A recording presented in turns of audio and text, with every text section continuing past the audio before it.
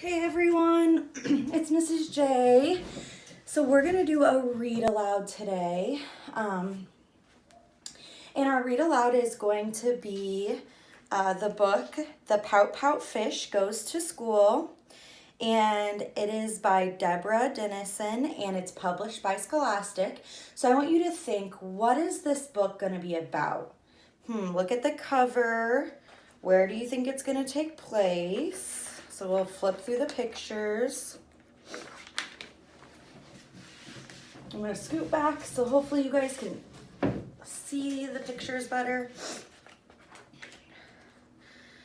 Think about how the character feels. So we're gonna go ahead and read the book, and while we're reading, I want you to think about who are the characters in the story and what is the problem. So the Pout-Pout Fish Goes to School. A long time ago, when Mr. Fish was very small, he headed off to school for the first time of all. With a smooch from his parents and excited for his day, Mr. Fish rushed in. Then he lost his way. The big fish around him knew exactly where to go, finding lockers, finding classes, in a fast, smart flow. Uh-oh, he looks like he isn't having a good time at school so far, based on his facial expression. Mr. Fish, left behind with his grin sinking thin, finally stopped at a doorway, and he shyly looked in. The class was doing writing, and most everyone knew it, so he tried to print his name, but he just couldn't do it. So he already feels like he doesn't know what to do in school, right? He's feeling down. It seems like he's feeling sad. So he frowned, making blub bubbles. Then he plopped down his pencil and he counted off his troubles. Trouble 1, I'm not smart. Trouble 2, I'll never get it. Trouble 3, I don't belong. So 4, I should just forget it. That's not a good attitude. Hopefully things get better. He floated with a frown down the long corridor. Then he sneaked peek a look through another room door. The class was drawing shapes, and most everybody knew it. So he tried to make a rhombus, but he just couldn't do it. So just because he can't do it now doesn't mean he'll never be able to do it, right? He has to learn. So he frowned, making blub bubbles. Then he plopped down his pencil and he counted off his troubles. Trouble 1, I'm not smart. Trouble 2, I'll never get it. Trouble 3, I don't belong. So 4, I should forget it. He drifted down the hallway with a doubt face till he spied another doorway. Maybe this was his place. The class was doing math, and most everybody knew it, so he tried long division, but he just couldn't do it. Look at his face, he's sad. So he frowned, making blub bubbles, then he plopped down his pencil, and he counted off his troubles. Trouble 1, I'm not smart. Trouble 2, I'll never get it. Trouble 3, I don't belong. So 4, forget it. He rushed toward the exit. That's enough, I say. School is way too tough, and I'm not going to stay. Then a soft, kind voice said, Don't you fret.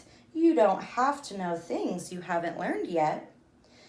Your class awaits your teacher, Miss Hewitt. I am here to help you learn, and I know that you can do it. You're a fish who is smart. With practice, you will get it. Young fish, you belong. Don't you ever forget it. The student and the teacher swam a splish-splash swim to a door with a sign marked Brand New Fish. Miss Hewitt said, "Good morning. I'm excited you're all here. Together we will have a spectacular year. Fact 1, you are smart. Fact 2, you can get it. Fact 3, you belong. So 4, don't forget it." The class got to work and Miss Hewitt helped them through it. They listened, then they tried, and everybody could do it.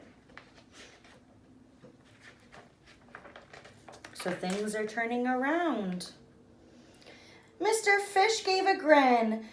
"Goodbye, blub, blub, bubbles. No more doubt, doubt, worry. No more flub, flub troubles." He swam with his class, Miss Hewitt by his side, as the students and their teacher said with confidence and pride. Fact 1, we are smart. Fact 2, we can get it. Fact 3, we belong. And so 4, we won't forget it. So, with support and trying and a good teacher, things seems like they were able to turn around. So we're just going to do a couple of questions.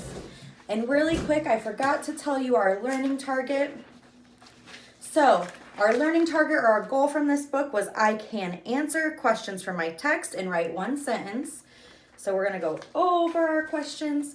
So our questions are, who was the main character? Who was the main character in the story? So I'm going to give you a second to think. Was it Miss Hewitt? Was it the Pout-Pout fish? Right, good. I agree. I think it was the Pout-Pout fish. He was the main character. So what was the problem? So think for a second. What was the problem? What happened in the story that went wrong or that had to be solved?